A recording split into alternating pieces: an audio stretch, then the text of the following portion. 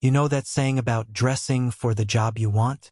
Apparently, if the job you want involves being competent, creative, and professional, but you don't look like you just stepped off the set of a bland corporate commercial, some people think you don't deserve a seat at the table. I learned this lesson in my mid-20s when I worked at a small but ambitious marketing agency. At the time, I was just grateful to be working in a field I loved.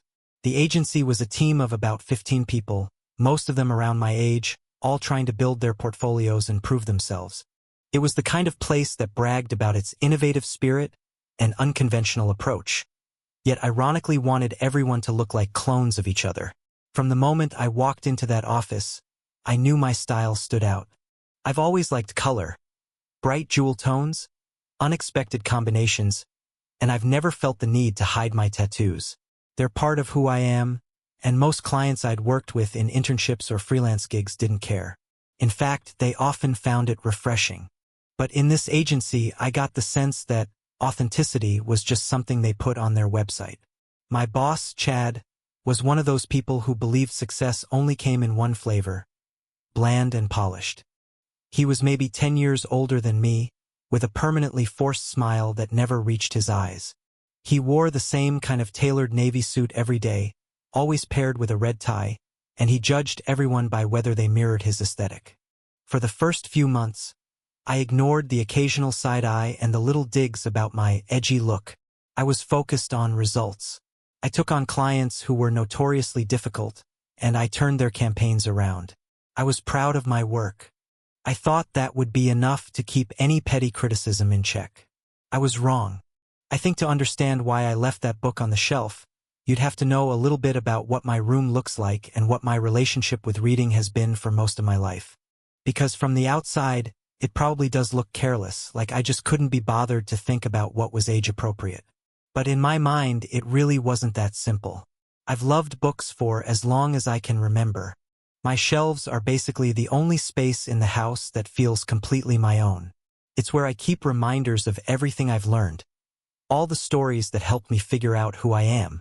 I spent most of my teenage years buried in novels, partly because I liked escaping real life, partly because I was a bit of an overachiever. When I was 16 and 17, I took a level English literature, which meant I read a lot of serious books most people wouldn't touch voluntarily. The Handmaid's Tale was one of them. I didn't love it at the time, it felt heavy and depressing, but I respected it. And because I had to analyze every line, the copy I have is full of my notes. Not neat, color-coded tabs or pretty underlines. Just scrawled thoughts in ballpoint pen, barely legible even to me now. When my uncle and cousin moved in, it was stressful from the beginning. Our house isn't huge. We don't have extra rooms sitting around waiting for guests.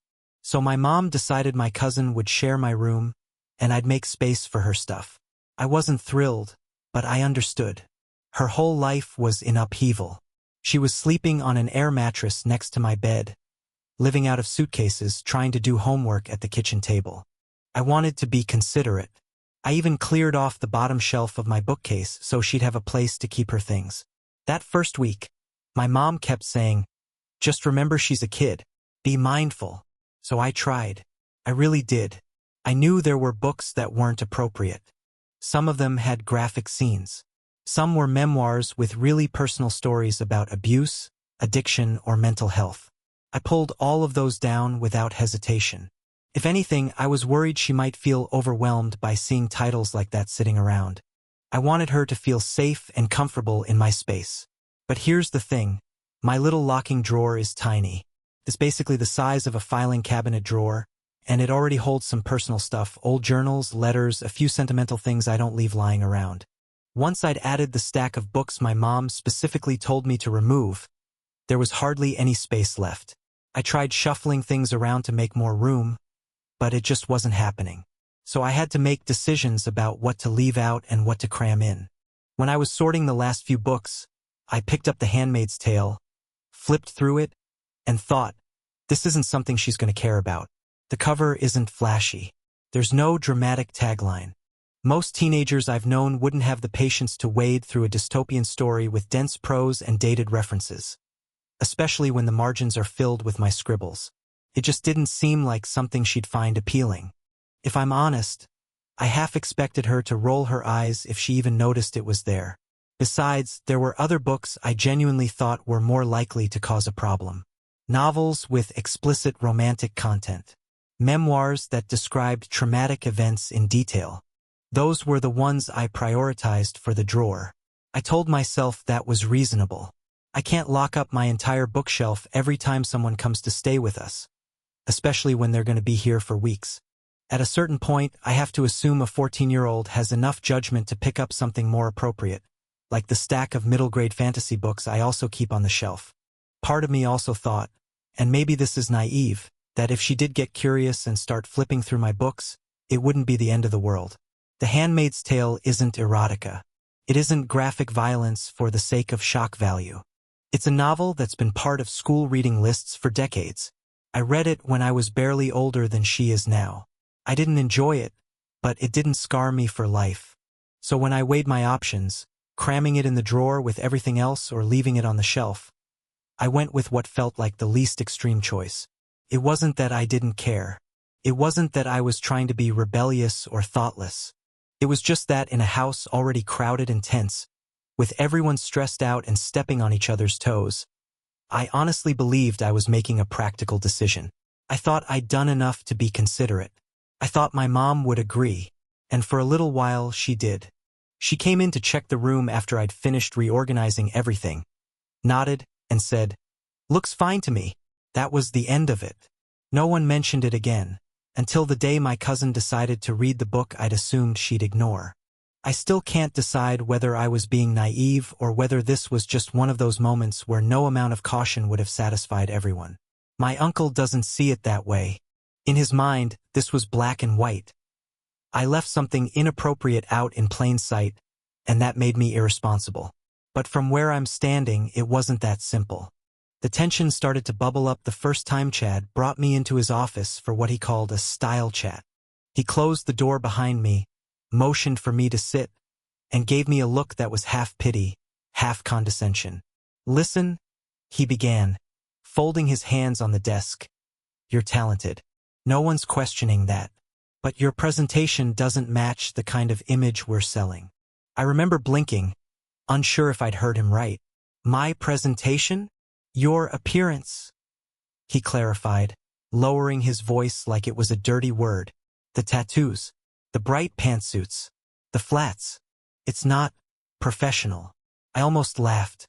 This from the man whose best idea of modern branding was adding a gradient background to a logo and calling it revolutionary.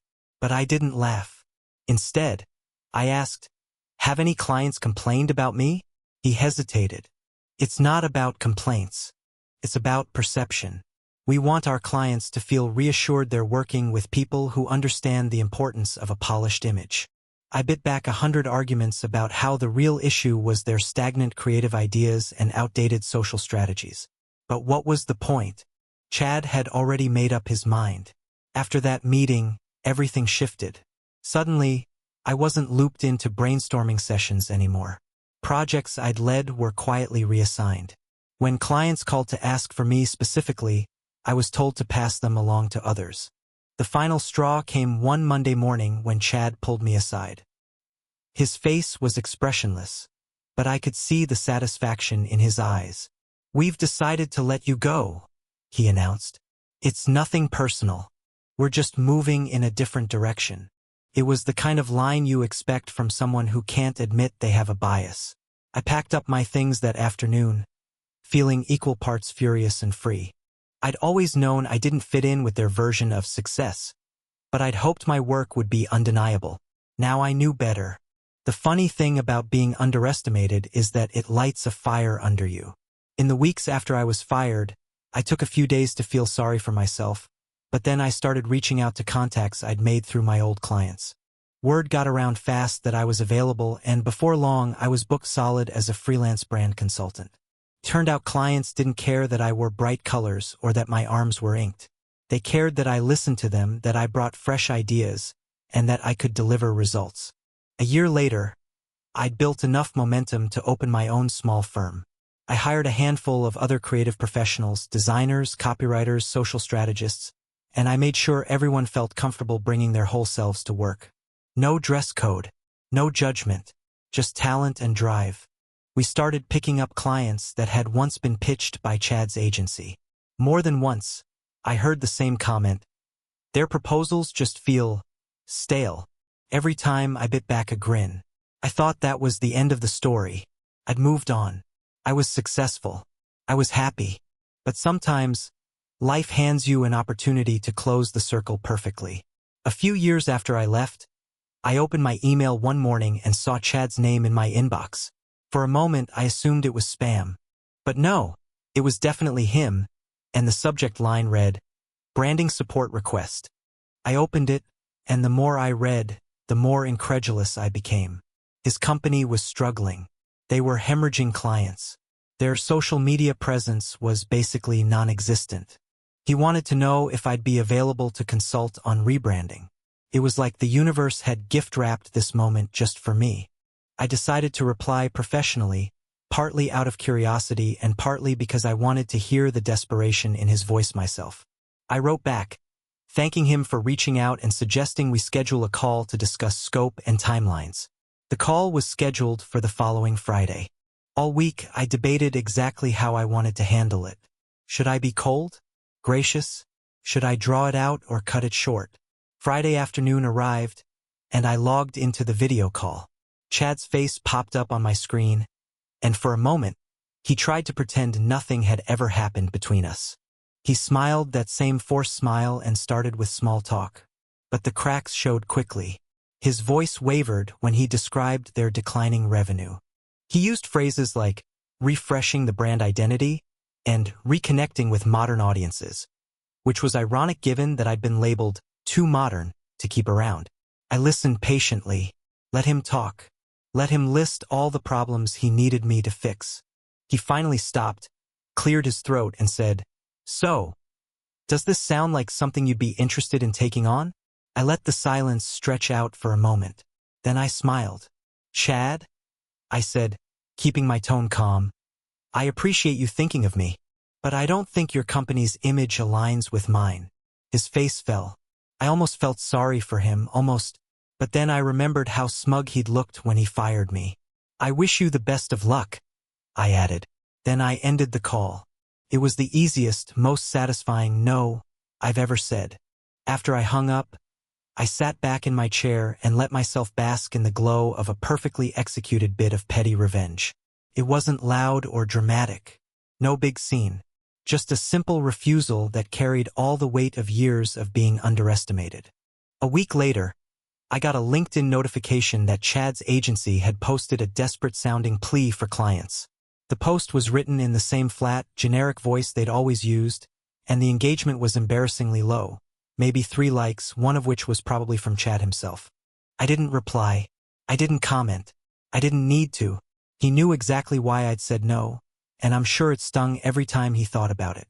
Over the next few months, I started hearing through the grapevine that the agency was losing staff. Some left for more progressive companies. Others struck out on their own. I even ended up hiring one of their top designers, a brilliant woman who'd felt stifled by the same rigid culture I'd escaped. Whenever people asked me what had happened between me and Chad's firm, I just smiled and said, "We weren't a good fit." It felt so good to finally be in a position where I didn't have to compromise who I was to succeed. Looking back, I'm grateful for the way things unfolded. If Chad hadn't fired me, I might never have found the courage to start my own business. I might still be trying to squeeze myself into a version of professional that was never meant for me. The thing about petty revenge is that sometimes it's not about humiliating the other person in front of an audience. Sometimes it's just about standing in your own power, knowing that you proved them wrong by thriving on your own terms. My tattoos are still visible. My pantsuits are still bright. I still don't wear heels. And none of that has stopped me from building a company I'm proud of. Chad will probably never admit that firing me was a mistake. But in the end, he didn't have to. His actions and their consequences spoke louder than any apology ever could. So if you're ever in a situation where someone tries to shrink you to fit their limited idea of what success looks like, remember this: you don't have to play along. Sometimes the most satisfying revenge is living exactly as you are and refusing to rescue the people who once thought you weren't good enough.